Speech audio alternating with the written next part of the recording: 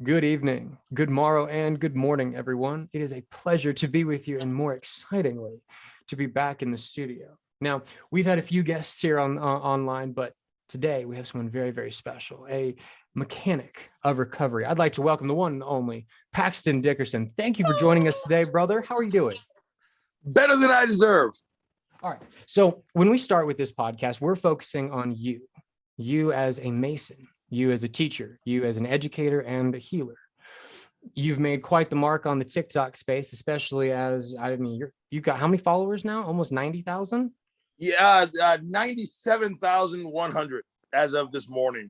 Oh my gosh. We trucking, we making movement. It's crazy. What is that? What's been the most influential part of that? Because that's a rise. That's a lot of people. From an individual teacher and course worker, now you've got, quite an audience. Was that something you were used to before? Yes and no, because in my life, I do lectures. Mm-hmm. So I'll do lectures for like 950 psychiatrists, or I'll do lectures for 500 people in one place or another. But that doesn't bother me, because on stage or in front of them, you got their energy, you see their face, you're engaged. You're there. But on the internet and TikTok, it's like, I don't know who these people are. and I had to learn, because I'm a teacher, but I had to learn, it's different doing the videos. And when people comment, here's a great example. I had no idea what no cap meant. What exactly does that mean? To educate me. It means it means no lie. Okay. Okay. I was unaware. Yeah, I didn't know. So no cap is slang for no lie. So if they had a cap, if they said cap or did the little emoji cap, they thought I was lying. And if they said no cap or no little emoji with a cap, the blue cap, that meant no lie. So no cap is good, cap is bad. Shit. Now, I didn't know this. In my head, it should be the other way around. So capital, that's shipper. That would have been my immediate assumption. Right. Especially if you don't know. Yeah, so we don't know. Cap, we don't. We got mad at them, and I was like, "Screw you, dude." And then whenever I saw cap, I was like, I had it all upside down. Oh shit. Yeah, but it's a learning curve. It's a very different technology. It's a different system, well, especially when it comes to education and information transmission, because it's so quick, right? TikTok is a really interesting one because it plays on that. Do you feel like that adds positively to your work or more negatively? Both. I'm getting the hang of it. Well, it started, one of my colleagues, she called me up. She goes, Paxton, because I'm on Instagram and Facebook and YouTube and whatever, and she goes, Paxton, you need to get on TikTok. I said, what the hell is a TikTok? She goes, no, TikTok, da, da, da. So I go on TikTok and I see like girls shaking their tits and dogs falling downstairs, and I'm like, this is stupid. I'm not doing this. She goes, no, Paxton, you can get into it, and there's different things you can do, and na na na. And I'm used to a lecture being 2 hours long. Bingo. Yeah. Bingo. And I wrap. I do an idea, and then I wrap it around, and I come back.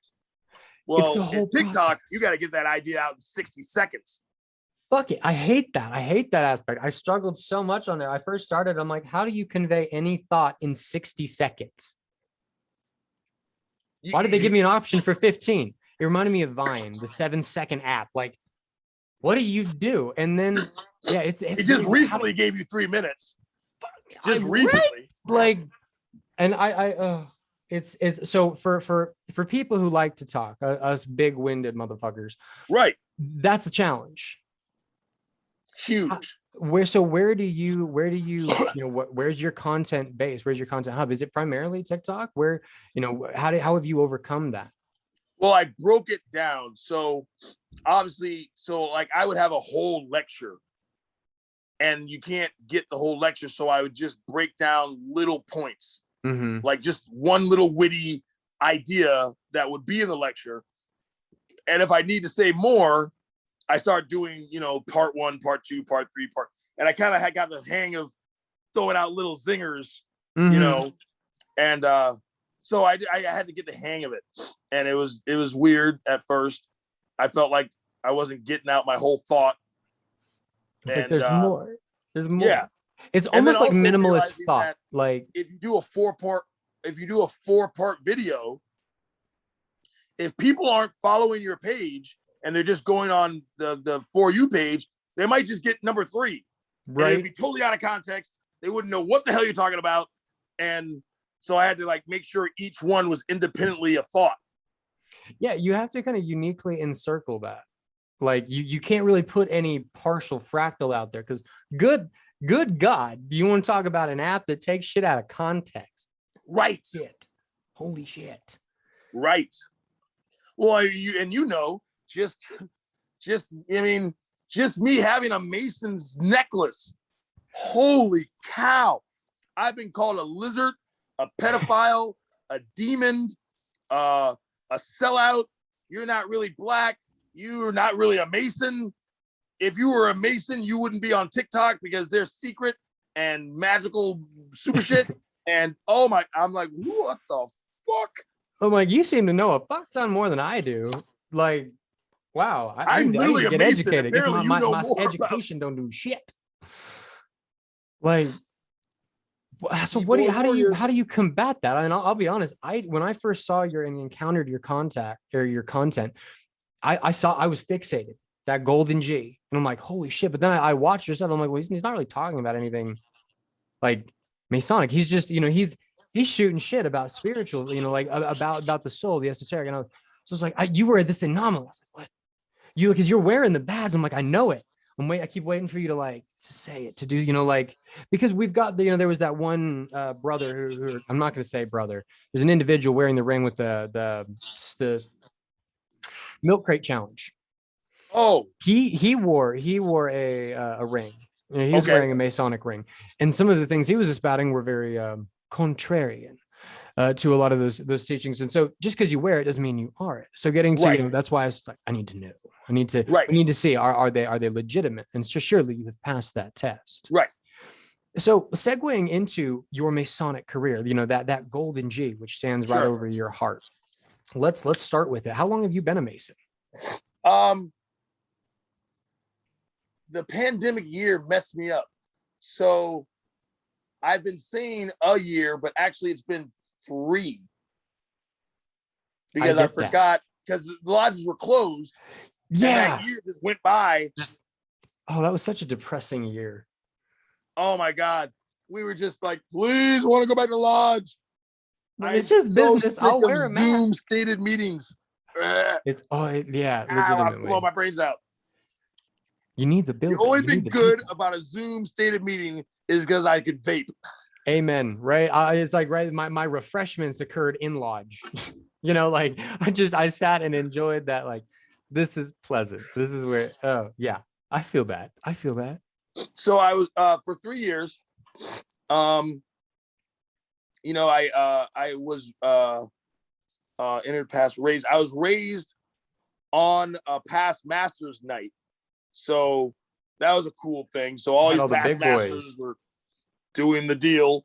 And, of course I'm not scared, but I'm like, what the fuck's happening? I mean, fuck, that's a big deal. That's like, I mean, none of the degrees have any aspect of like light to them. No, absolutely not.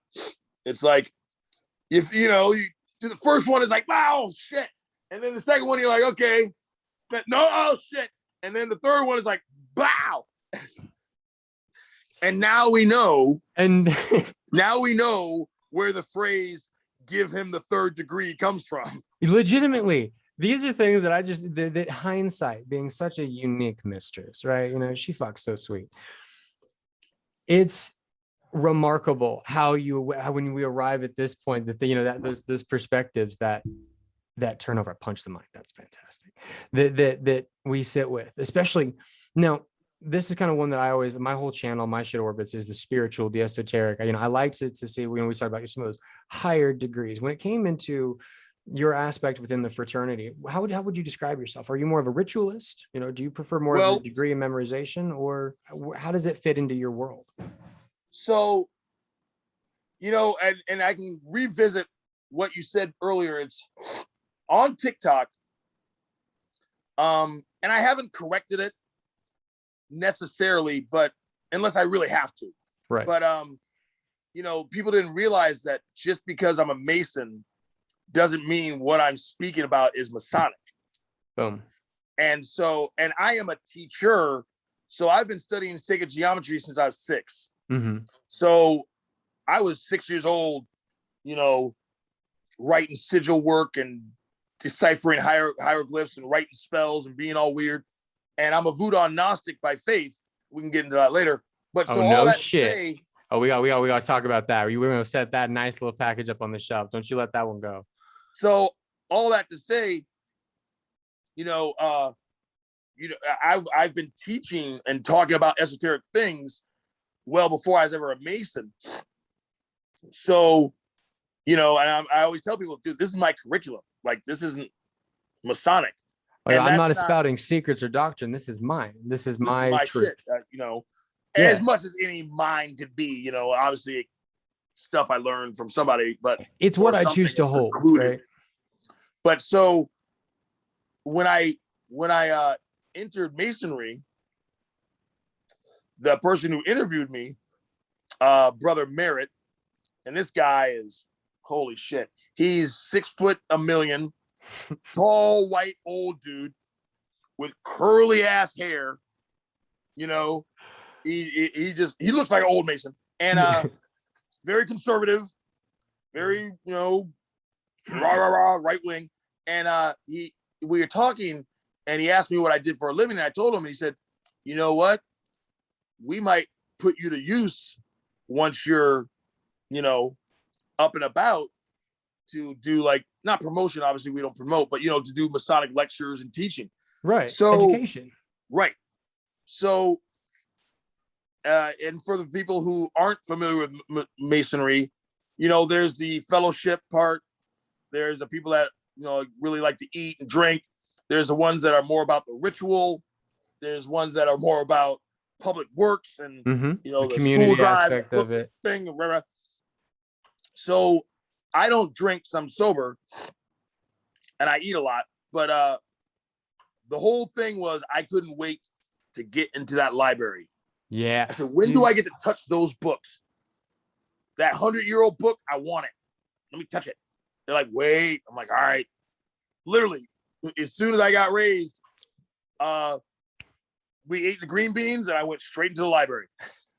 I love that. So just a ditto. I won't take up any more time. Ditto. Immediately in my library, for a rural tiny ass little lodge, it's not a big space. It's a broom closet full of rusty cabinets that don't really open. I spent hours before and after State of Communication just reading, going through. So I feel it. I love it. That scholarly, like, what did you find? Right. What did you feel like was there?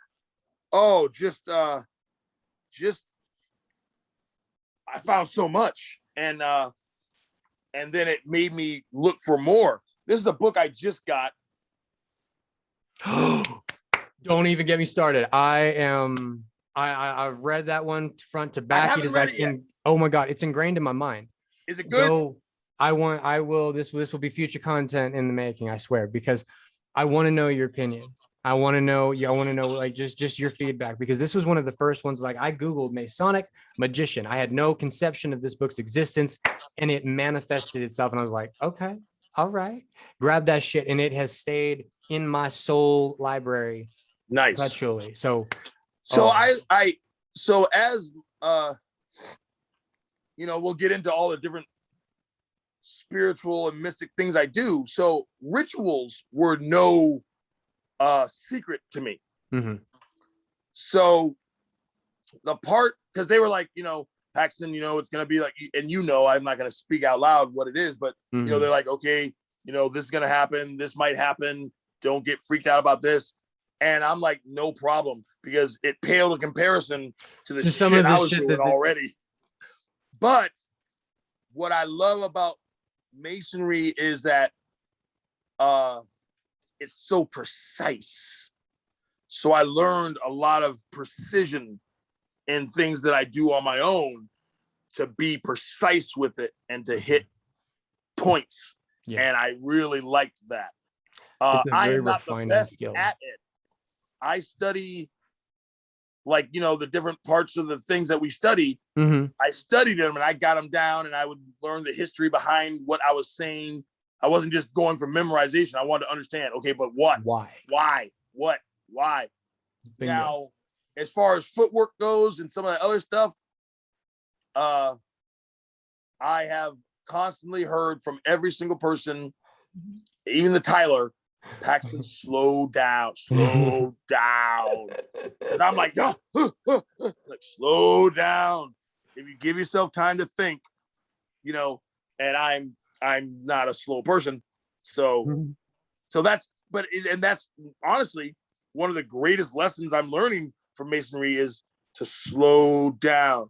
And I've taken that into my driving, into my cooking, into just faster is not better. Just and I'm not there yet, of course. It's hard. It's hard. Especially when, like, because you in general, I always say you're a high frequency person.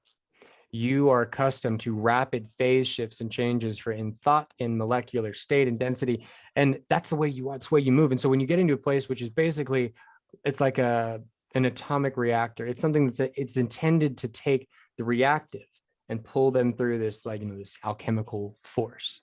Right. It's fucking difficult. It's hard, especially when you're excited. You're excited. So that's a lot of, with that ritual basis, you know, having this preemptive space, how were you met in the fraternity by those other brothers? It was really interesting because being a practitioner, I was studying Goetia law already. And if you're not familiar, for the audience, if you're not familiar, Goetia law is talking about some old gods and maybe some spooky stuff, and some of the more what average person would call the mythology of King Solomon, rather than the Masonic version of King Solomon. So I'm like, yo, this is like this and like this and like this, and they're like, what the fuck? Because, you know, they're old conservatives, and so they're like, what? But they were intrigued. So I'm learning. So I would teach them some stuff from my history, and then they would teach me, obviously, what I was supposed to learn from them. Right. And it was weird until I met our inspector from Grand Lodge, and he is really deep into Hermetic law and stuff like that. So when he did a lecture, I was like, you're my man. You heard the words. So you learn who in the lodge is for what. Right. You know, he's, you know, okay, boom. If I want to learn ritual, okay, cool. He's going to tell me that. If I want to know the history of Masons in America, all right, he's for this. There was one guy who was, you know, deep into how it, and everyone's different. Right. Where one guy would literally make connections between masonry and sacred geometry, but then he didn't want to hear about meditation and all sorts of shit like that. And then another guy was really deep into crystals and meditation, but he also was like, you know, it didn't really start in Ireland, and England is really about that. So, you know, you learn who, what. That there are differences in the vast span of buildings. They go, do Masons think this and do Masons think that? I'm like, you got to ask one. Like, there's as many different Masons as there are different people, for fuck's sake. I like it. You got to ask one. Simple. Just ask them. Yeah. I mean, even to the point where I remember they said, you know, I asked them, what does the G stand for? And they said, lots of things. Depends on who you ask. And I'm like, oh, all right. Oh. And that's how symbolism goes. It's like, right. Well, what does that black belt mean to you? Well, it means I can kick your ass. What does that black belt mean to you? It means I protect my family. I disciplined. What does that black belt mean to me? I mean, it's like, It's all uniquely individual. Right. Wow. But at the same time, we're all meeting on the same level. That's the beauty of it. That's what I love. It's like we're all so different.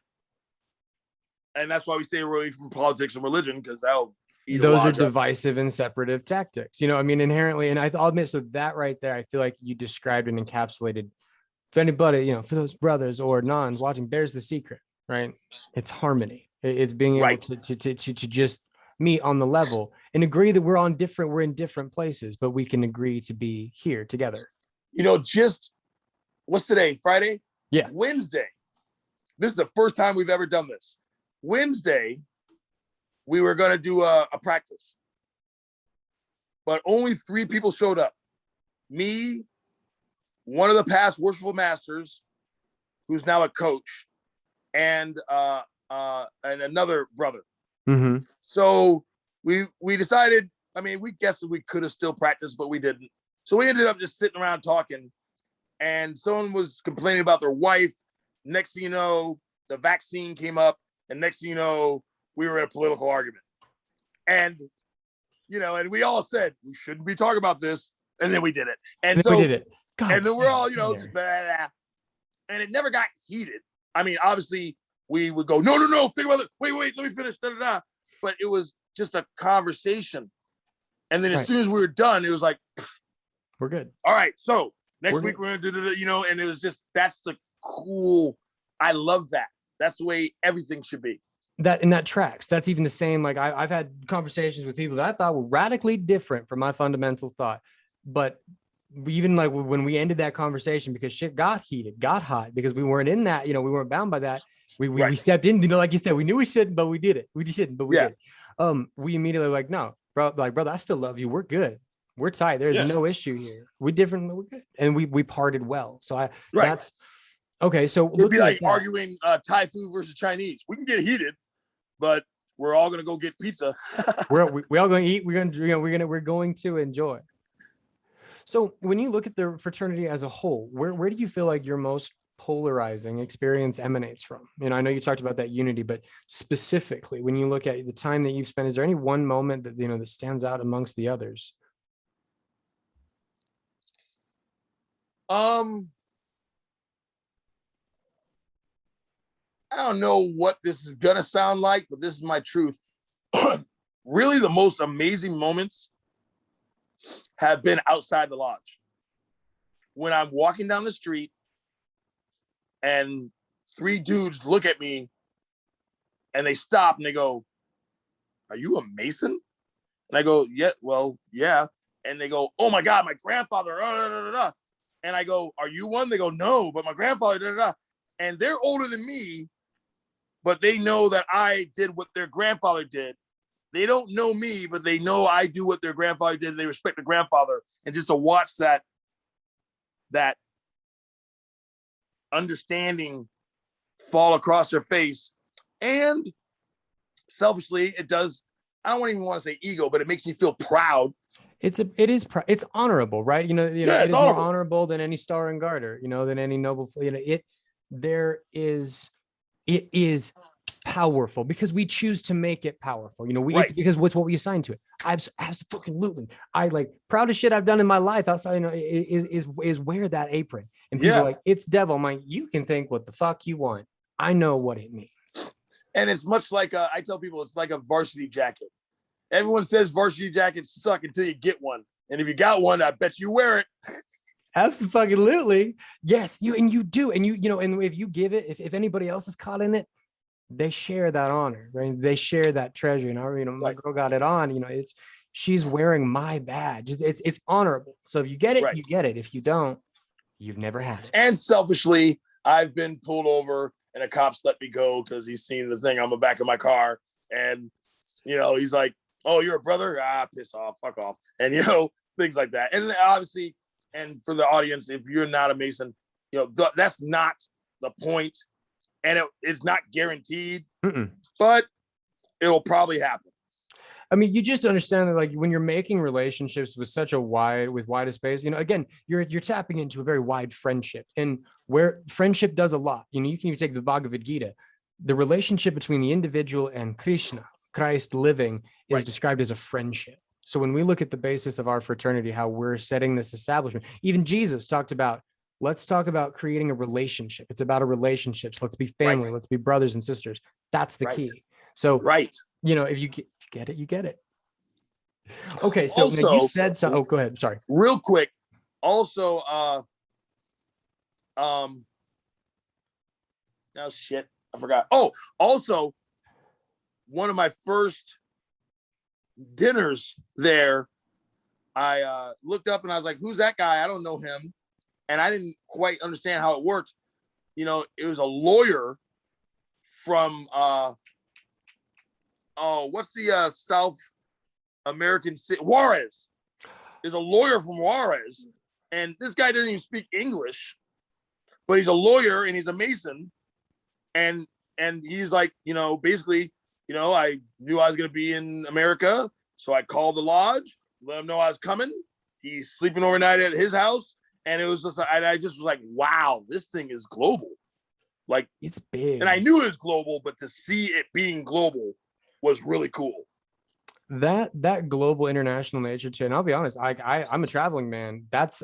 It's true. It's the coolest shit in the world. Like, it's brethren are everywhere. Like what? So when you look at the, you know, not only the relationships, but these powerful transformative experiences that you've had in your life, that, you know, that have come not just because of the badge, but because of how you've chosen to interpret wearing it and how that has changed you. When you've chosen to get into a very transformative and a very visceral practice of healing, you know, and that is this personal therapy. That's this personal recovery. So help me understand, what exactly is a mechanic of recovery? Who is the Paxton who has decided to really get into what I'm going to say is a hard aspect of humanity? Sure. Well, I am in recovery. 20 years clean and sober. But thank you. Okay, but awesome. You know, and when I was going to do my consulting firm, because I've always had the gift of talking. Like, even when I was loaded, if I talked, people would listen, because I have whatever that. You got it. You got that tongue. Story I'm telling. And so, so I started my consulting firm after I was a counselor and executive director of a treatment center for a while. And then I went on my own and made my consulting firm, which is just basically my curriculum, my lectures of different wisdom and arcane knowledge, esoteric thinking, blah, blah, blah. And I was like, I need to come up with a name. And honestly, I was watching the movie Rounders. You ever seen that movie? No, it's not. It doesn't particularly stand up. Edward Norton and Matt Damon are poker players. And Edward Norton is a cheat. And when you cheat at cards, you're called a mechanic. Because you're all right. Yeah. You have mechanics grips. So I always thought that was cool. And I was like, okay, mechanics of recovery. And mechanics is the inner workings of, and then recovery is regaining control of anything lost, stolen, or given away. So not just addiction, it's like anything, happiness, hope, mental stability. Everything requires or can be, you know, has to be recovered, right? Right. And so that's just kind of where I came up with the name. And I mean, really, it's just my branding. So anything I do, whether it be the TikTok videos, YouTube videos, lectures in churches, group facilitating, no matter what I do, it's mechanics of recovery. And I adopted the gears. So then I always say, you know, here come the gears. So I say, that makes sense. You know, that actually clear, because I remember hearing that, and I was like, I attribute it to the Paxton. And then just recently, meaning last year, mechanics of recovery, MOR. So now I've been adopting kind of this saying: some demand less, some demand more. And MOR, you know, I like it. I like it. I'm a fan. We should play on word. That's where it's at. That's where it's at. And thank God the emojis have a little gear, so I can use the gear when I can't make my own logo. Yeah.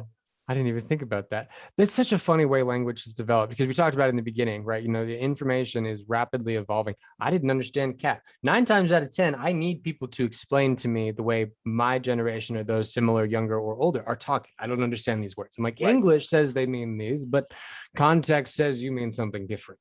Exactly.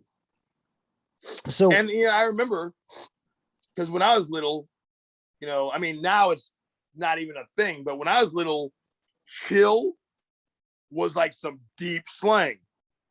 People didn't know what the hell chill meant. Now people's grandparents say, chill out, man, chill out. But when I was young, chill, man, that was like, you were cool when hey, chill. I remember like peace. Like there was one time, like I was a kid and I don't remember what it was. I let like a dude in a van like go before or whatever. And he's like, peace, man. And I fucking felt the vibes off that. I knew what he meant. He was like, that was a blessing. This dude just gave me this, like he gave me a good vibe. That wasn't, it wasn't just a word, but people, they don't, it's different. It's different. Okay, now you said something that I'm gonna pull out box off the shelf for a second. So you said you were not a practitioner, like you were Gnostic Voudonist. Yes. Break that down. I want to know. So, and I say this as an unfortunate white boy who is obsessed and involved religiously. I mean, spiritually since for the last like 5 years or so with the Vodun, with the Voudon and the Gedin and the Orisha, the Loa, anywhere I can find those extended like spirits. And those fuckers called me. I didn't have a choice. So I want to know. I want to hear from you. Well, let's unpackage that. So, and as I do this, I say I say Voodoo Gnosticism because that's what hits my heart. But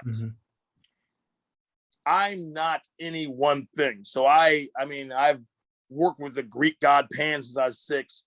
I'll study Celtic, Ghanaian, Mayan, Japanese, I don't care. So I do a lot of different things. But Voodoo is basically it's kind of like I'm in America. So if you want to study old ways, since you're in America, you're not going to get a lot of African gods. You're not going to get, we don't learn African mythology. No. Even saying African mythology, that's a continent, not even a country. So it's like, we're not going to know. And that stuff it's just totally lost. Yeah. Unfortunately, and you can be a Christian. And if you're from Ireland, you can know Irish myths. Yeah. Or you can be an Irish person and go, you know what, I believe them and they're not myths and I worship their gods. Cool. I'm a pagan or whatever. But for the African descent, it's not really there. Mm-mm. And a lot of history is attached to that. Yeah. So even if you aren't esoteric, let's say you're just a diehard, you could be a Catholic, right? Let's say you're a Black Catholic, and there's Black Catholics. So fine, you don't believe in that, and you're a Christian and you're Catholic, but there's a lot of history generationally that would be attached to that belief that you no longer have access to. That's you can't forego the path that you traveled to get to this point. Right. And so, and then the Gnosticism, Gnosis, as a Gnostic, I'm of the belief that anyone or everyone is capable, or one would be capable of reaching the Christ-like awareness. Not that you would be Christ, but Christ-like awareness, Buddha-like awareness, ascended master kind of awareness, doing this, that, and the other. Mm-hmm. So that it's not just one person got that title and everyone else piss off, So that's just kind of how it lays for me. Yeah. That's so honestly, the way you describe that is incredibly, I say like synonymous. Some of the shit that you said and some of the conversations I've had, I can tell that there's some mischievous divine fuckers involved because of how these lines, they're so like, they're palpable. I'm like, okay, we are all on a very, very similar journey right now. Right. There are things going on that regardless of age, of difference, of existence are happening across the board. How would you encapsulate that? You've spent a lot of time working with people. What's happening in the world right now? Well, I call it a paradigm shift. Actually, one of my last videos that got a lot of attention. So I'm in a hallway, and I'm dramatic. Paxton, dramatic. What? And so I'm walking up to the camera, and I'm using my whisper voice, and I'm like, "Hey, blah blah blah, and blah blah blah." I remember that one. And and because I was whispering, and then excuse my French, but I said, "Am I preparing you guys for something?" Goddamn right I am. And then I giggled because I giggle when I tickle myself, I laugh, and then I walked away. And man, people who liked it thought I was God. People that hate it called me the devil and a demon. I'm like, holy shit. There was some polarizing content. I'm going to be really careful before I use my whisper voice again, because apparently it's you got people. You got them. Like, and I'll be honest, like that ASMR shit, it gets me, and it'll get me unexpected. I'm like, swipe. Hey, huh? Like, it's just like that was rude. I was not prepared for those to slip off that fast. Let's try this again. Like, and I do understand how I present. I mean, when I was out there, I have a Cheshire cat smile. And, I love that you said I described you that way. I was like, especially because my brother, he is. I was like, listen, you got to see this dude. And in that saying those shares, I was like, all right, so he knows, he does know. He's aware. He's aware. I am aware. Some things I wasn't aware of, and my students have let me know some things. Like, I know it now, but you won't be able to see it. But I sometimes if I hold in my mouth and someone is coming upon an idea that I'm trying to get them, my lip flickers, and I twitch. Or my nose flick. I'm very animated. And so, and once you know that you do that, sometimes you just do it on purpose because why not? Yeah, you play into it. And I have a long tongue. I know I got a long So some people find it amusing. Some people find it scary. Enjoyable, and I'm like, dude, I don't know what to tell you. It's me. It's like, this is my voice. Right. This is my tongue. I don't have another tongue. I don't know what to tell you. But, so that video was all about a paradigm shift. And there are paradigm shifts. Mm-hmm. I mean, 20, 30 years ago, you could not go into Target and find sage and incense. No. You were you were plugged in. If you had a sage bundle, you were like, whoa, who's that guy? Well, where'd you get that from? Like, where'd you get that from? Yeah. Right. And a corporate lawyer couldn't have Buddha beads, or a Supreme Court judge couldn't have a crystal on a, twine, or, there was no essential oils. Everybody wasn't doing yoga and chakra. So with that paradigm shift, it's coming, but then also for people who have already been doing that in their lives, it's shit gets commercialized too. Mm-hmm. I see it almost like rap. When rap first came out, you didn't know about rap unless you were in Brooklyn or Bronx. Yeah. And then when Sugar Hill Gang, and then when Sugar Hill Gang came out and made it popular, that was cool. But also they were like, dude, we've been doing this for years. Those guys aren't us. That's commercialized. So it's that. Okay, so I see what you're saying by that. That describes it very well. Those people who are already, experiencing, or what I would call like veteran shifters, or those who, all of the grid keepers, all of those energetic, wielders, right? Those soul keepers. You motherfuckers, like, you're like exhausted. You get to this point, and you see it a lot of times in the social media. You see it in the way that they write and they're talking, where you've got all these, like, what I would call like spiritual yuppies, the baby witches. I call them coffee shop tarot card readers. Yes.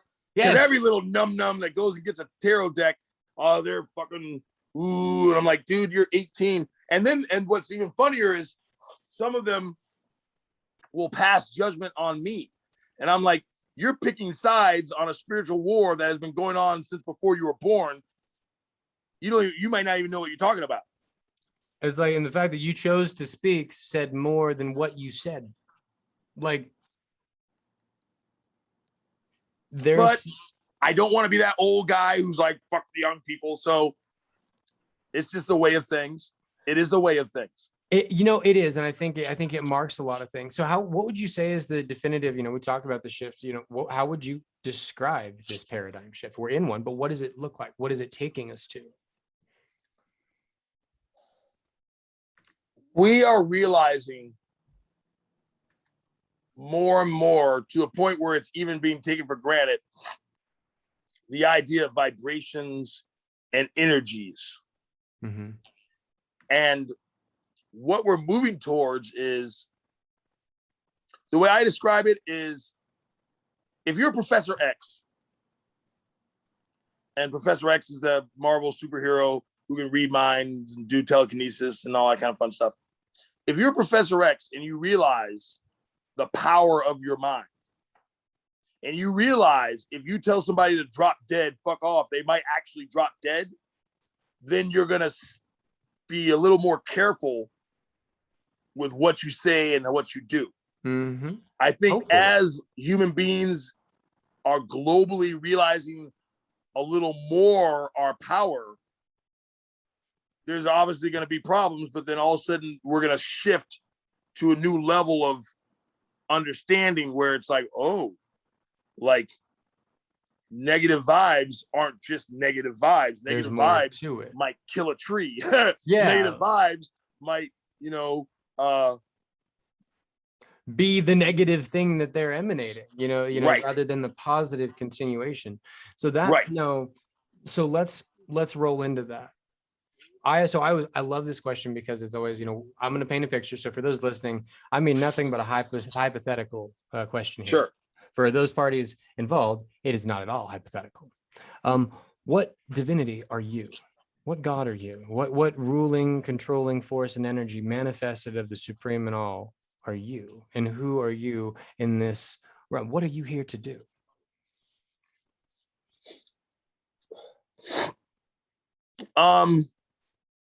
There's a table that I sit at. Not a month goes by, I don't sit at this table. And it's a very ornate table. It's a real table. It's made of, I don't know, fucking big, thick oak or some shit. And it's very expensive looking. And there's a lot of chairs around this table. Mm-hmm. And they're more expensive than I can have in my house. They all look like the Masterpiece Theater chairs, with the metal studs and everything. Mm-hmm. And there's an eclectic group of people at this table. And when I tell people this, they go, "Oh, is this the Masons?" I go, "No, there is a Mason there, but it's not the Masons." There's a representation of damn near everything I can think of. There's a Luciferian priest, there's a Satanist priest, there's a Jesuit, there's a couple of different sects of Muslims, Islam. It's just a eclectic group of fuckers. And well, one, I sat at the table for a year before they let me know the real table was over there. They were screening my punk ass, which I took a little offense to at first, but then, fair. Like the varsity jacket, you're like, cool, whatever. I'm not at that table anymore. So, and we chop it up, we talk. There's a very interesting etiquette at this table. Mm-hmm. So the very first time I was sitting there, some guy was spitting some fire. I mean, he was just blowing my mind. And I was doing this. I was going, and he stops and he looks at me. He goes, "What the hell are you doing?" And now I'm not so spiritual that you can call me out and me not want to fire back. My underarms start getting sweaty. And And I wasn't scared. I was scared at what I was going to say. I remember it was almost like Terminator. Yeah. Everything I could possibly say flashed upon my head. And I was like, nope, don't say that. Don't say that. I was like, you go fuck yourself. No, probably shouldn't say that. What are you talking about? No, don't say that. Shut up. No, it is all in a fraction of a second. So the only thing I could come up with that was appropriate to say was, I was agreeing with you. And he said, I don't want you to agree with me. I want you to listen to me. And I thought he was being a dick until someone afterwards said, Paxton, you doing this before he's done is the same as you doing this before he's done. One is insulting, one is complimentary, but you're not listening. Yeah. How could you agree with what he's saying before he gets done saying what he's saying? How could you disagree with what he's saying before he's done saying what he's saying? Interesting. So that's when I learned that this table, they didn't want people to agree, or else there wouldn't be an eclectic group of people. They would all be in their own groups going, yeah, you're right. They wanted to build. They wanted everyone to throw in their piece. So that said, I've been elected unofficially as the mouthpiece because I'm the kind of person that has the ability. You have this tongue. Make people want to listen. You know. Right. Because a lot of those guys, they're smart as hell. And I don't want to say they're smarter than me, but they're smarter before me. But they would bore the fuck out of you. Like you wouldn't. And you're right. You know, don't get me wrong. Like you look at those masters, oftentimes they're not the most outspoken motherfuckers. Right. You're like, oh my God, shut the fuck up. Like it took me to have a few degrees to understand the hell you're saying, and I needed those to stay awake. But no, but it doesn't mean that it's not valuable. But you've got to filter the light, right? If it's too intense and too strong, it's like one place for too long. It's not disseminated, not broken out in the way that is best met for the people. And that's what people say. They say, Paxton, you speak in analogies, you never answer anything directly. And I'm like, well, because I'm multi-layering it. You know, I'm multi-layering it. It's not just blah. You know, it's like, and I'm not trying to be a riddler. You know, I'm not trying to be actively elusive. But when you're talking about a big word like love, you know, hey, Paxton, what's love? Well, if I can put it into words, I'm probably messing it up. So if you can I'm not going to be able to just say it's this. No one says the truth is here. And that's what I love about masonry, because teaching. Yeah, masonry is all about allegory and symbolism, because you can't. KRS-One is a rapper, and he said it best. You can't go to someone and go, "This is the truth." They're not going to hear it. But whatever your craft is, you can input your spiritual truth within the craft. Whether it be boat making, drug and alcohol counseling, masonry, whatever the thing you do, you input the spiritual truth within it so that you can get what you need to get. I mean, James Brown shot a lot of fucking heroin, but he's not going to go on the radio and say, I shot heroin, because no one's going to listen to that song. They're not going to play that song. So what did he do? He said, get up off of that thing. Well, what thing is he talking about? He's talking about heroin. So if you know, the truth is there for you to get. If you don't know, you go, what a dandy song. But either way, he's getting it out there, right? Absolutely. So it's actually really interesting. In these conversations, I've had a series of epiphanies, all relating back to really ancient teachings of Mu, Lemuria, and Atlantis. And one of the things that you just described really kind of connected into that. And so in Atlantis, there was a series of veneration of the Muse. The Muses were this elite gold painted form that basically were positioned in every single business, occupation, craft to serve everybody. The bankers, the artists, everybody had a muse. You stepped into your room where you did your work. Right. And this electrified individual sang a song, they danced, they moved, they inspired you. And your art, your spiritual truth that you undescribably knew between you and God, that was found in that moment, manifested itself into your work. Even if it was the counting of bills, if it was the fishing of, if it was just everything had this important veneration. And that was the capitalistic power of Atlantis, because no one was not, there was nothing that didn't carry that truth of inspiration towards until the end.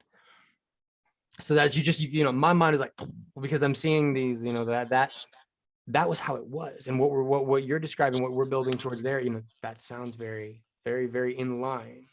I would never, honestly, I've avoided saying this because I don't like pigeonholing myself, but my own, don't tell nobody, but my own truth is, to answer your question, is my job, dharma is purpose in life. Mm-hmm. Well, my purpose in life is to help people find their purpose in life. My dharma is to help people find their dharma. I'm the career counselor of the fucking universe. My job is to make people enthusiastic and excited about whatever the fuck it is. I mean, that's what I do. I go into churches. I'm not a Christian, but I want them to be a better Christian. Whatever you want to be, I want to make you a better one. Absolutely. Absolutely. Excited about whatever the fuck it is you plan on doing.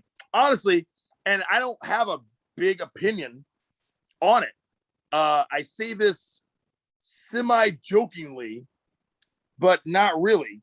If you want to be a fucking bank robber, I don't suggest you be a bank robber. But if you're just intent upon being a bank robber, I can make you a better one.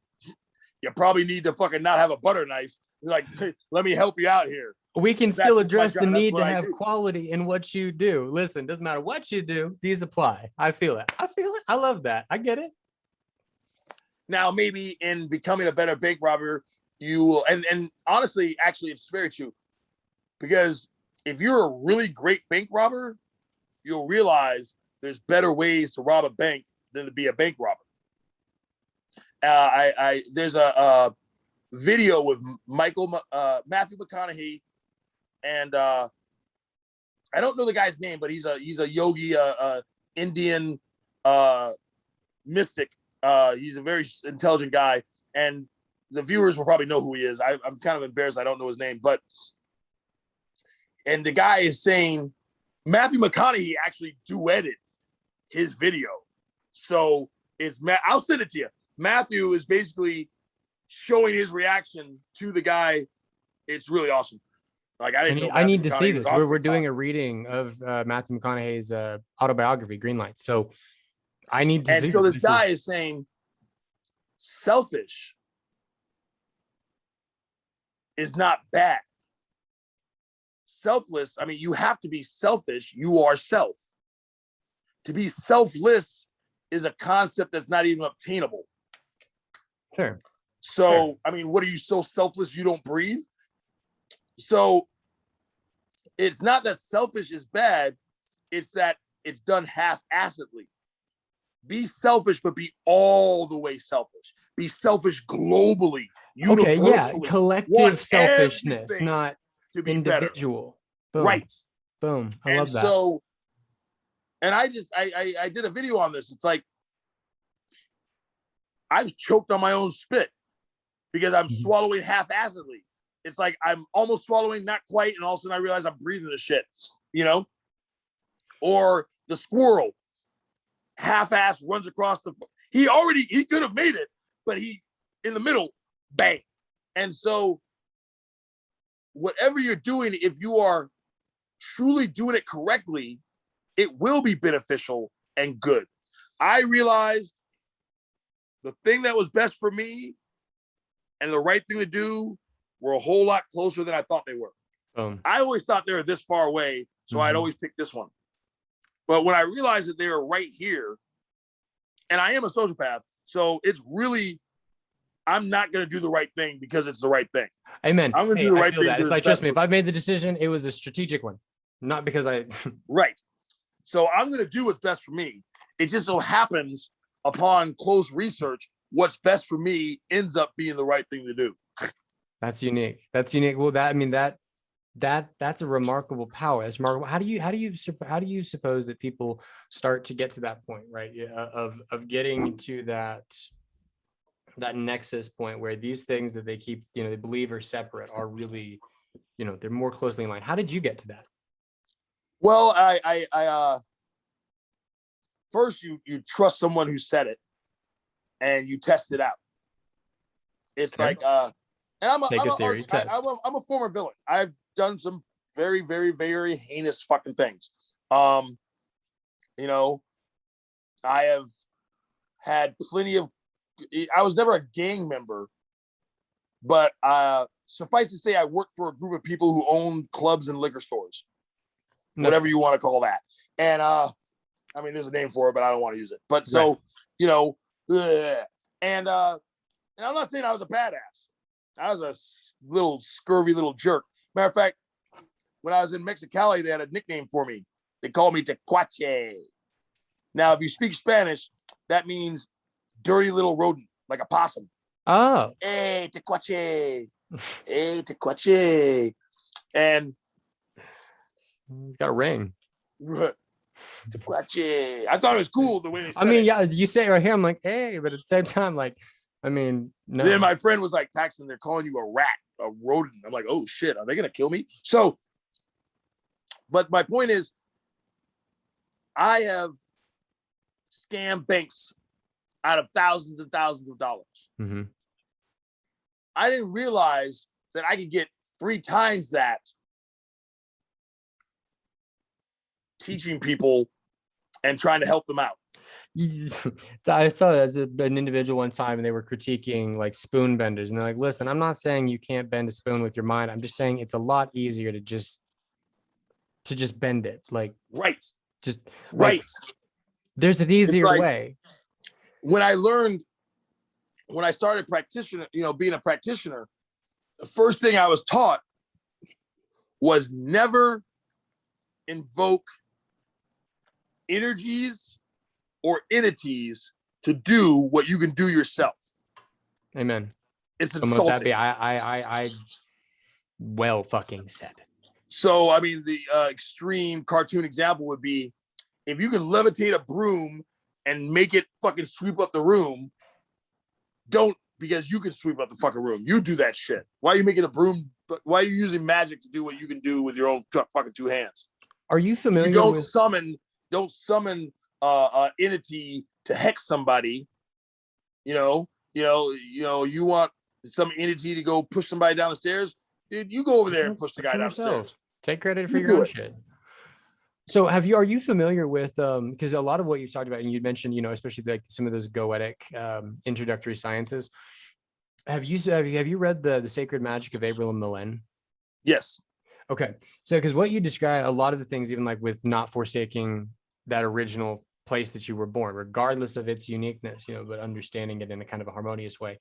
And similarly to because the teachings in that other similar works by Eliphas Levi, they give you the exact same descriptions, the exact same calls for, like, if you want to do it and you could do it yourself, why on earth would you fuck around with trying to constrain a spirit to make itself appear in smoke? Why would you, like, if you're doing that, I don't think you understand. Like, you're the fucker here.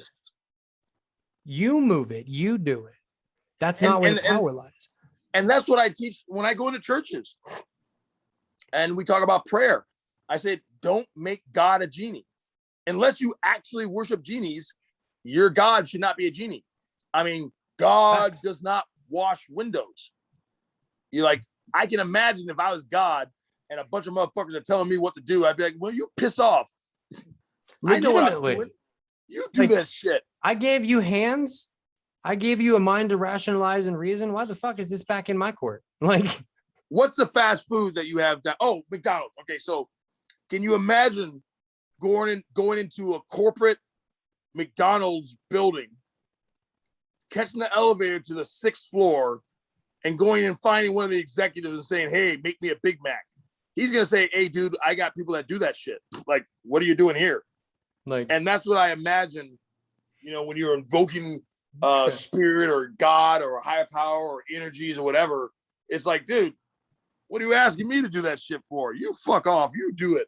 It's like, be gone, thought. Like, so that's my understanding of that.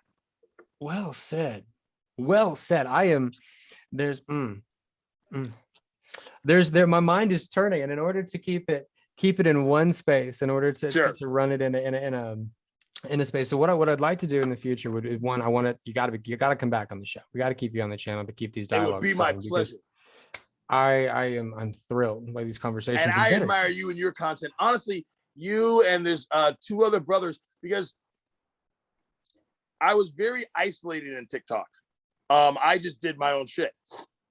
And I didn't know there was any other Masons on TikTok. I mean, I went to my lodge and I said, "Hey guys, is it all right that they're like, "Yeah, dude, fucking it's whatever."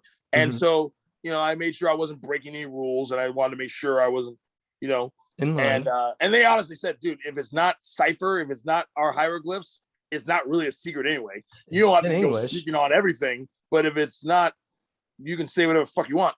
And so really there's only one other guy, because someone tagged me in his stuff. And he was this black guy, very old, all gray. And he was speaking on, he was doing question and answer about Masons. And because I made, everyone's like, tell me about Masons, tell me about it. I made 8 videos on defending Masonry and explaining and stuff like that, but I never posted them. Mm-hmm. So I was like, man, I might just be starting some shit I don't want to start. Right. And then someone said, Paxton, you need to go to Masonic TikTok. I was like, what? I didn't know there's Masonic TikTok. There's a what? And then I found you, I found Widow's Son and some other guys. And I was like, oh shit. And the boys, you guys were just nailing motherfuckers and having fun doing it. Because I was getting angry. I'd be like, oh, fuck you, piss off. You shut the fuck up, get off my page, delete, block. Delete, block. Well, I mean, to be honest, that's an incredible fucking compliment. Like, I mean, to say that, especially because you have such a magnetic and polarizing characteristic, but you're highly regarded. You have a high respect, especially in not only the Masonic community, but I would say like the TikTok but personally, and we talked about this a bit. I know for a fact that there are worlds and things that you're a part of that you'll never say out loud, that will never ever leave here, or the experience you've had.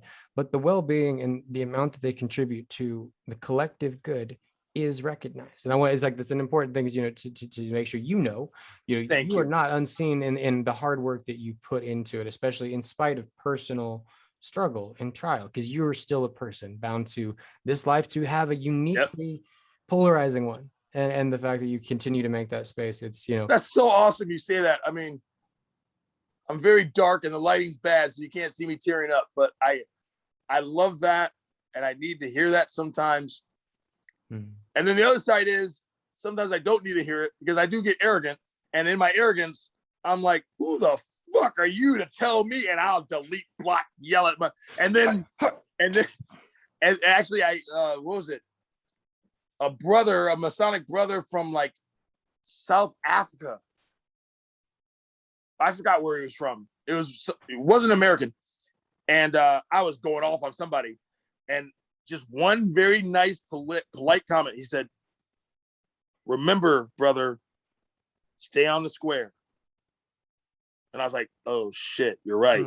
Like, I can be snappy and sarcastic, but I was getting angry. But there's a line. Yeah, I cross it all the fucking time. I was like, oh, okay, you're right. You're right. Okay. All right. And and that's why I admire you guys, because you did it. I don't see you guys losing your shit. I mean, obviously you're human, but you did it a whole lot better than I was going to do it. And I actually took some pointers from you guys, kind of having fun with it, like laughing at them. And I think just the fact that I knew you guys were out there made it easier for me not to get so, because I felt like I was the only one defending it. I was like, fuck you.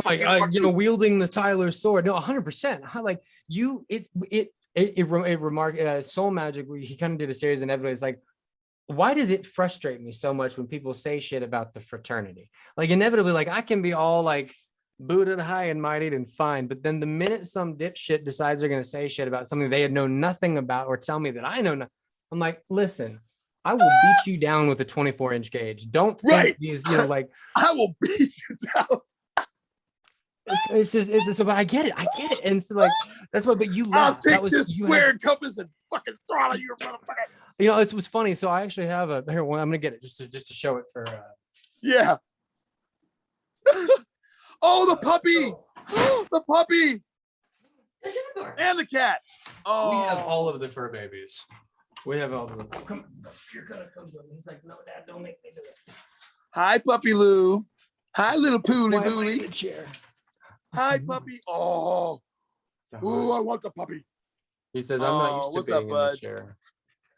But it's always funny that one of the first things I got here in Colorado, it's square and compass, but you open it and it's locked down. You open it and it's a knife. I love it. And in fact, oh my God, I love it.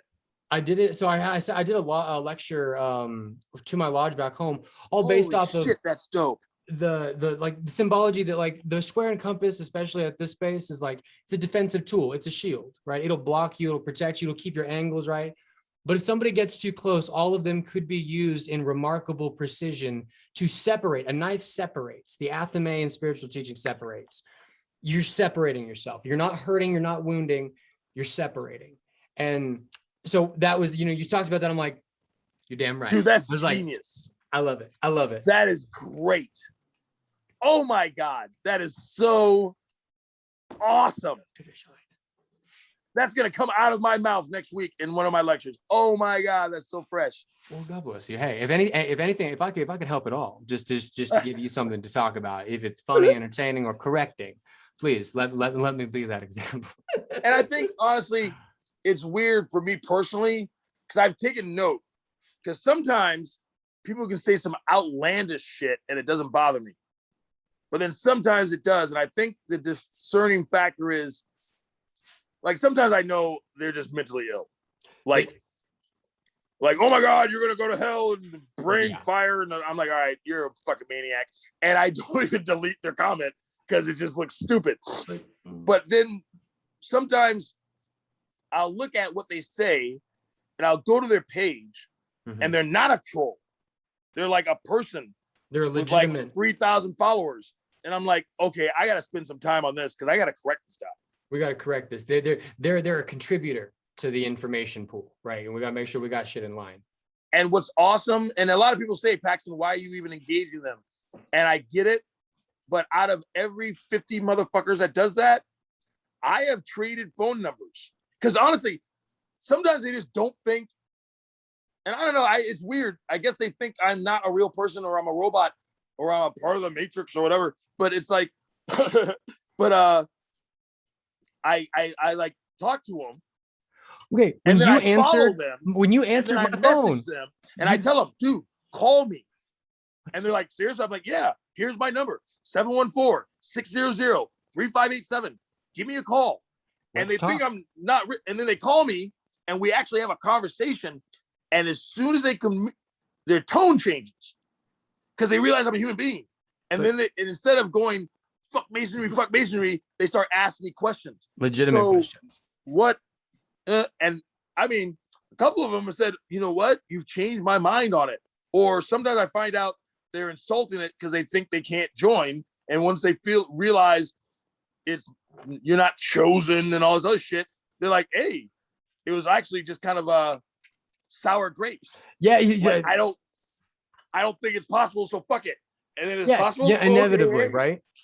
Well, fucking A, man. And I'll be honest, you did the same thing to me. That was what I'll say was a captivating thing. I was a legitimate, like, when I saw call me, like my heart, like I shit myself a little bit. I was like, oh fuck, did he just put the accountability on me to ask? Like, it's no longer like, will he answer this hypothetical? He just said, okay. I had to step outside, go take a breath, go grab my phone, and then proceed to call.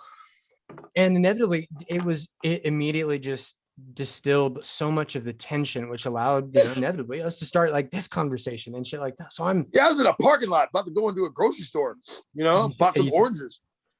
Well, that's, again, I mean, a testament to your ability and your willingness to get on not just the Masonic level, but the level that you meet an individual at. I think that really is a testament to your content, to your course and your curriculum as a mechanic of recovery.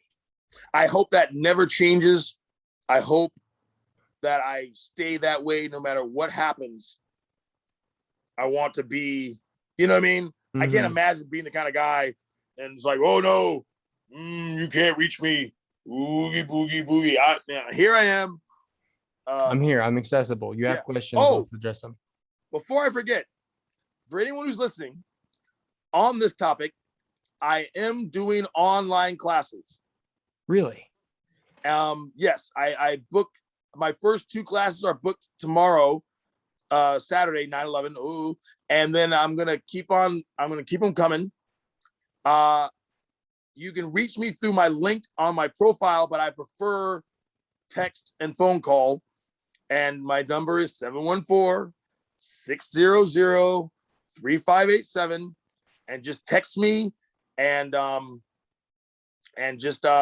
book you a seat in my class. So what are these courses? I am charging $200, but I'm not collecting before people attend. So the rule I've adopted is I'm charging $200. If you have it, give it to me. If you get it and you can comfortably give it to me, give it to me. If you don't, then that's your own karmatic shit and you'll have to deal with it someday. But, you know, before you go get that face tattoo and the new watch, go, you know what? I'm going to give that TikTok guy that $200 for that fucking class. For that class. So what are the classes you offer or you're offering right now? Well, my first class is Inner Life. So I did some work under the Oracle to the Dalai Lama, and we taught, and Inner Life is basically kind of the basis, how to create that space within you. And that's going to be the space in which you work from. So the first class is going to be called Inner Life. It's 2.5 hours. So for the $200, it's the 2.5 hour Zoom class. And then I offer myself 2 weeks afterward for real life application. So they can call me up and say, oh, wow. So it's not just this right like now, one-time thing. My wife is yelling at me. What the hell do I do with this? And da, da, da. And so then my second class is going to be Dharma, purpose in life. Then I'm going to get into energy work. It's just going to build. You're going to have this series. Okay, that's fantastic.